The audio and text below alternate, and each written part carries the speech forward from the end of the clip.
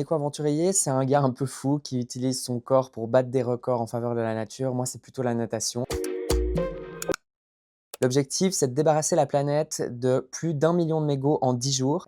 C'est un gros défi qu'on a déjà réussi à faire l'an dernier, mais on va essayer de battre à nouveau un record du monde pour la nature cette année. Le mégot, c'est beaucoup, beaucoup de pollution. On en retrouve 4 500 milliards qui finissent par terre par année. Beaucoup trop finissent leur course dans l'eau, donc l'objectif, c'est de débarrasser tout ça avant que ce soit soufflé par le vent, par la pluie et que ça atterrisse dans l'eau. Un mégot, ça pollue jusqu'à 1000 litres d'eau. Il y a 5000 substances chimiques, dont 150 sont hautement toxiques pour la nature, donc ça n'a rien à faire là. Donc notre but, c'est d'en débarrasser un maximum jusqu'au 30 septembre. Alors on a tendance à sous-estimer la pollution de ce tout petit mégot qui est facilement jeté par terre. Le filtre plastique qui déjà n'a rien à faire dans l'eau. Une fois qu'il tombe dans l'eau, il se désintègre et surtout dans ce filtre, il y a aussi les substances chimiques. Il y en a à peu près 150 qui sont hautement toxiques, donc une fois dans l'eau, tout se disperse, tout se fragmente en microplastiques et donc ça a d'énormes impacts. Nous, on a décidé de se focaliser là-dessus. D'ailleurs, pour participer, c'est très simple. Il n'y a pas besoin de compter, il suffit de se munir d'une paire de gants, d'une bouteille en plastique vide, on met les mégots dedans, dans un demi-litre, il y a à peu près 250 mégots. Ensuite, il faut faire une photo, la mettre sur notre site waterlover.org et on a même des partenaires qui nous offrent des prix à distribuer. Si tu cherchais une motivation à participer,